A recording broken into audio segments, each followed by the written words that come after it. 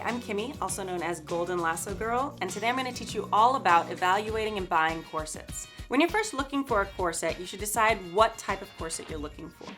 We have a couple examples here today. These are some corsets that I've made, and these were donated by the amazing Lauren of Castle Corsetry for this tutorial today. This is an overbust corset. You can see it comes down and covers the cups of the breast completely. I am wearing an underbust corset. This is what you'd like to get if you're looking into waist training or corset training to make your waist smaller, because if you wear an overbust corset, it's gonna be hard to wear underneath normal everyday clothing. Last but not least, we have a waist cincher. Now this is basically a glorified belt and not really a corset, even though it looks very similar to a corset. The materials are different, which we'll talk about in a moment, and it doesn't have the strength of a normal corset. So if you are looking into waist training, you should be looking for an underbust corset, not a waist cincher. The next thing you need to look at are the materials that the corset is made of. You want to look at the fabric, you want to look at the construction materials, and you also want to look at the actual shaping of the pieces of the corset. So the first thing to evaluate is the fabric. The outside of the corset can be pretty much made of anything. This one's made of a lovely shiny satin material. The one I'm wearing is made of a comic book themed cotton, just like this one over here. The outside can really be anything because it's just a soft shell. But underneath, you want to make sure that it has some strong material underneath. For example, a denim, a canvas, a duck cloth, something with a lot of strength to it that won't give. All of these materials look beautiful on the outside, but even the soft leather of this one will eventually stretch and give with time. It won't have the strength to hold your body in place. So that's why that really strong under structure's there. The next thing you want to look at are the materials that are giving the corset its strength, which we call boning. We have spring steel boning. This is made of real steel. This is 1/4 inch boning. You can see it still gives and bends. So that usually this is used in the front or the back of the corset, right where it laces up. We also have spiral boning, which is also made of steel. This is even more flexible, as you can see, and this is usually here on the sides of the corset so that it can match your body shape. You want to make sure that you have this. A lot of corset makers online say that plastic boning is just as good and just as strong. However, years of working at Renaissance fairs and reenactments have taught me differently. Eventually what happens is that plastic starts holding the curved shape and it starts warping. It can often twist in the corset, changing the shape. So I would never ever recommend that you use plastic boning in an actual corset like these. And a busk is basically a pre-made hook and eye that holds the same strength as the rest of the corset, but makes it much easier for the corset to come on and off. You can actually, if you, with a little bit of practice, put on a corset all by yourself if it has a busk in the front.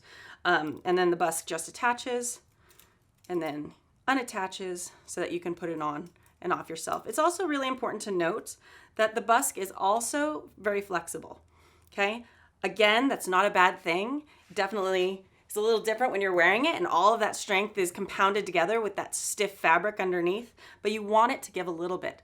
If this is completely rigid and I fell down, there's a lot of awful things that could happen, including, being pierced by it, ribs being broken, all sorts of things. So you want to make sure that the high quality materials that are making the corset that you're buying are flexible and do give a little bit. Now, I said that we'd come back to the waist cincher.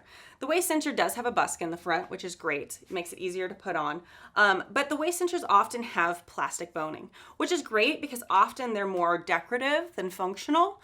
Again, glorified belts, but they look really great. They have that kind of corset look to them. So they're really good for costuming, and it's a great costuming or fashion option for you. If you're buying a corset that's been covered with another fabric, like these here for my cosplay, this one's been covered with like a stretch velvet, this one's been covered with a glove leather, you want to make sure that you look inside to make sure that it has the proper amount of boning. You should be able to see the boning channels. If it's been lined on the inside, which sometimes can happen, you should also be able to feel the boning as you move around. So make sure that you have that boning around your entire shape of the corsets. There should be boning in the front, which should either be a busk or spring steel. Then there should be that spiral boning the rest of the way around until you get to the back of the corset. The back of the corset should have spring steel, the flat one, not the spiral one, on the inside and just the outside of all your eyelets for the back. That gives it that strength, so when you pull on that lacing, that it's able to close and that these eyelets don't start warping. Also, it's always great to have this lovely panel in the back. Corsets start squeezing, and when you start squeezing anything, things start popping out everywhere. And you always want to avoid bits of flesh popping through the lace in the back. So I always love having that panel there in the back. When you're looking at how a corset is made, you want to look at the individual pieces, and it should create a very dynamic and dramatic hourglass shape. You can tell looking on the one I'm wearing, it starts off a little bit larger at the top, goes down to a very small point near my waist, and then pops out much larger. This one pops out very large because it goes down actually past my hip bones, so it's got to make some room for my lovely hourglass curves, but it really creates a very dramatic hourglass shape. This corset was made and sold by a very popular online retailer, and most people I know who buy corsets, a lot of them buy from this retailer online.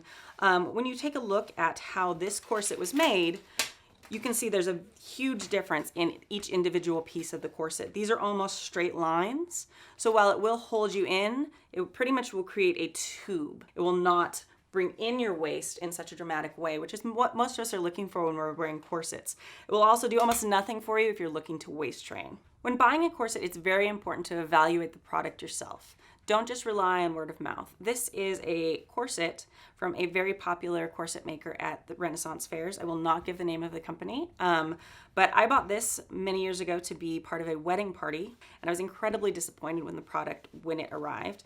You can tell when you look inside, there is no boning. There's a couple pieces. Here you can see that some has been added in. For the most part, completely just fabric.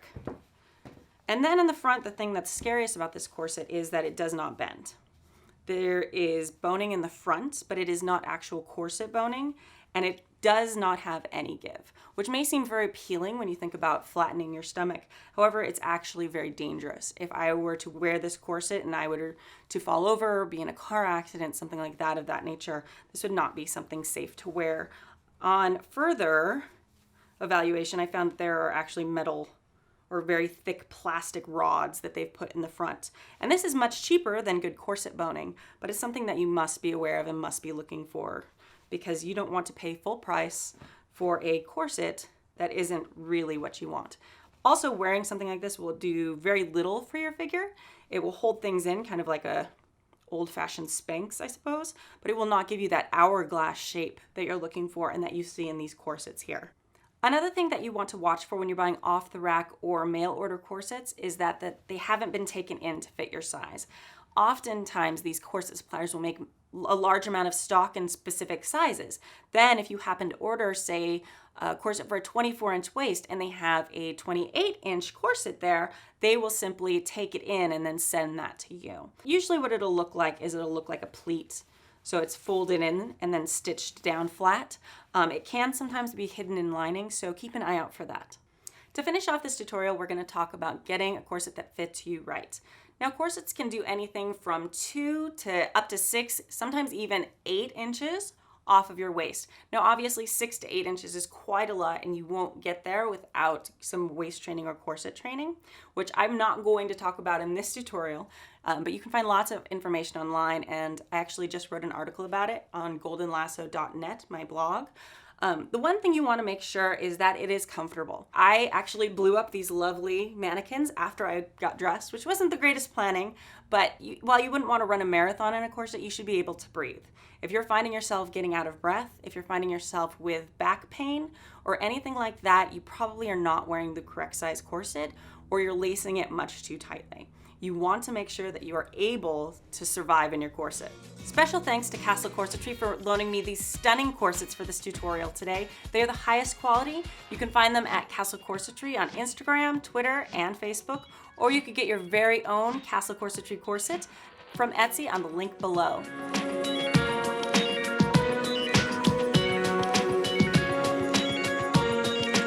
Thanks for joining me in my workshop today. I hope you learned something about corsets. They are fabulous garments. I love to wear them, and I hope to see you next time.